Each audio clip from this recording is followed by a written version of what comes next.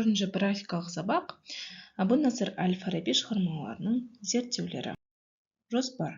Абу-Насыр әл-Фараби өмірбаяны, шығармашылық жолы, әл-Фарабидің китап-ихса әл-удум кітабының кремоналық жерар аударған латынша нұсқасы. Ғалымдар тізбегі еңбегі, математика саласындағы орны, әмбебап музыкант және қорыт. Абу-Насыр әл-Фараби әлемге әйгілі ойшыл, пәлсапшы, әлеуметтанушы, математик, физик, астроном, ботаник, лингвист, логик, музыка зерттеушісі. Отырар қаласында туған, Отырар медресесінде Шаш, Самарқан, Бұхара, кейін Харан, Мысыр, Халеб, Алеппо, Бағдат шаһарларында білім алған. Шығармашылық жолы. Абу-Насыр әл-Фараби түркі ойшылдарының ең атақтысы, ең мәшһүрі. Әлемнің екінші ұстазы атанған ғұлама. Оның заманы жібек жолы бойындағы қалалардың, оның ішінде Отырардың экономикасы мен мәдениетінің дамыған кезінде дәл келді. Абу-Насыр әл-Фараби Орта Азия, Парсы, Ирак, араб елдері қалаларында жиһангездік сапарлар жасап, тез есейді. Ол жерлерде көптеген ғұламалармен, ойшыл ақындармен, қайраткерлермен танысып, сұхбаттасты.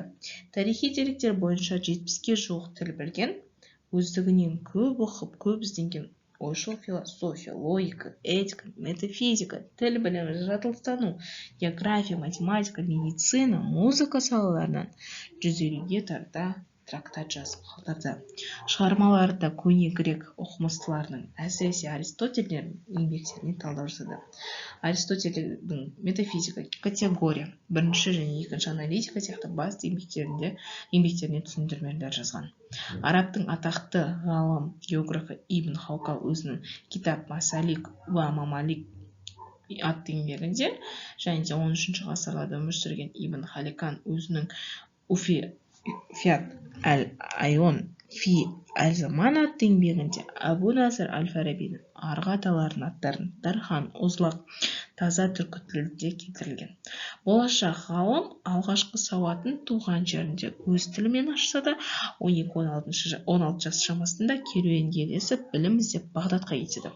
Абу-Насыр әл-Фараби дүниеге келгенге дейін 126 жыл бұрын түркілердің үлкен мәдени орталығы болған Фараб қаласы бейбіт жолмен ислам дінін қабылдаған болады. Әл-Фарабидің кітап-ихса әл-удум кітабының криминалдық жерар аударған латынша нұсқасы. Қасиетті Құран кәрім тек діни қағидалар жинағы ғана емес, сонымен қатар талай ілімнің құпия кілтін бойына бүккен ғалымдық кітап болғандықтан, Абу-Насыр әл-Фараби бүкіл ислам ғалымдарына парыз болған ичтихад, ойлау қабілетін шыңына жету үшін берілген еңбек ету және муджтахид, ичтихадпен шұғылданған адамның өзі жаңалықтардың Құран кәрім мен хадис шариф парыз сүннет амалдарына ізденіп отыруы жолына түскен.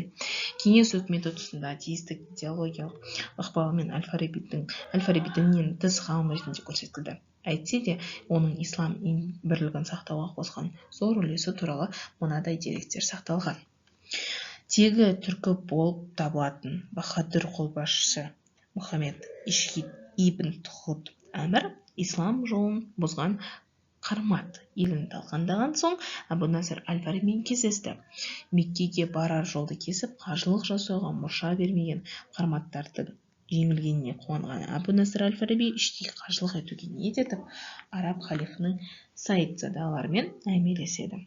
Оның әңгімесінде осы әңгімеде ғалым ислам бірлігін сақтау үшін мазһабтар арасын жақындастыру керек деген ой айтып, өзің араб, парсы, түркі нәсілдері арасындағы алауыздық жоюға күш салып жүргенін мәлімдейді.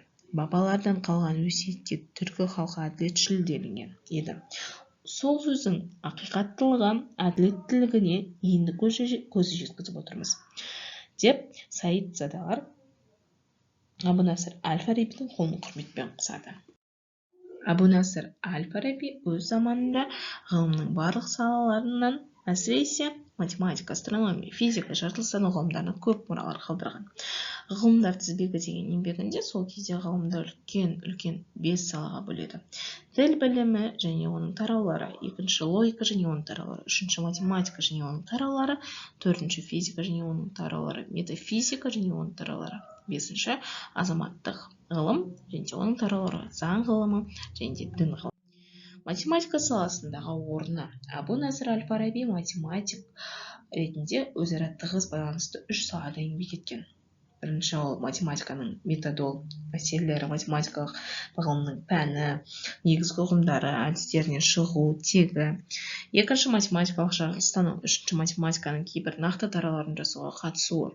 Әбу-Насыр әл-Фараби математиканы 7 тарауға бөледі: арифметика, геометрия, оптика, астрономия, музыка, статика, механика. Әдіс айла жөніндегі ғылым. Ол алгебраны математиканың дербес бір саласы ретінде қалыптастырып, алгебра пәнін алғаш анықтаған оқымыстылардың бірі.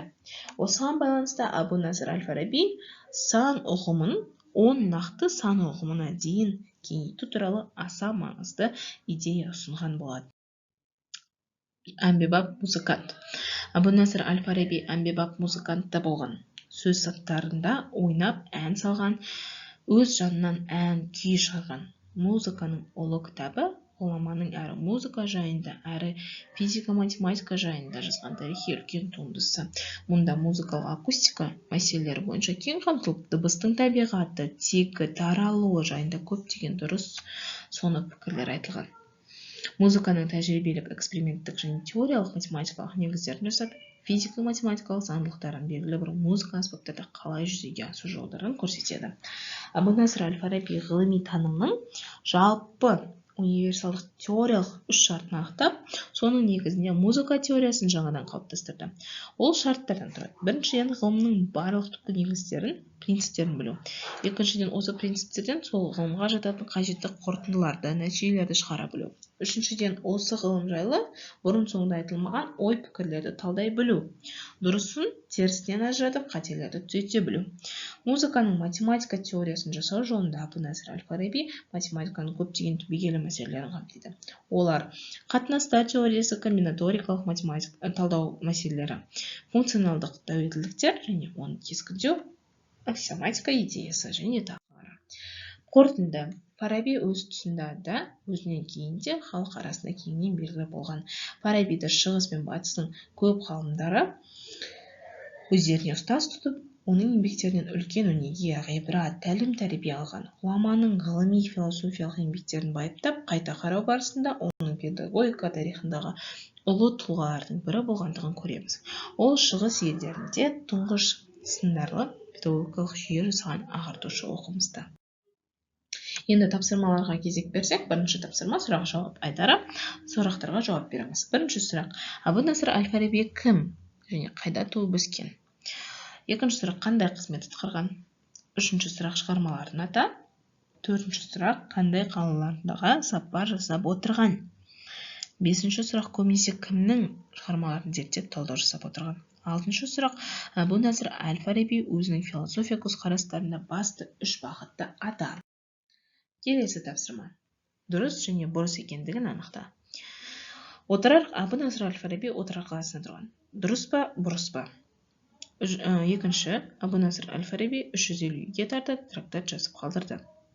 Дұрыс па, бұрыс па? Әбу-Насыр әл-Фараби математик ретінде өзара тығыз байланысты 5 салада еңбек еткен. Дұрыс немесе бұрыс?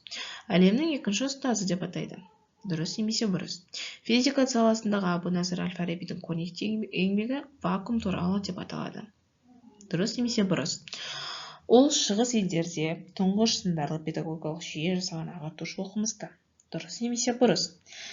Тарихи еңбектерінде деректер бойынша 70-ге жуық тіл білген Әбу-Насыр әл-Фараби әмбебап биші де болған. Дұрыс немесе бұрыс?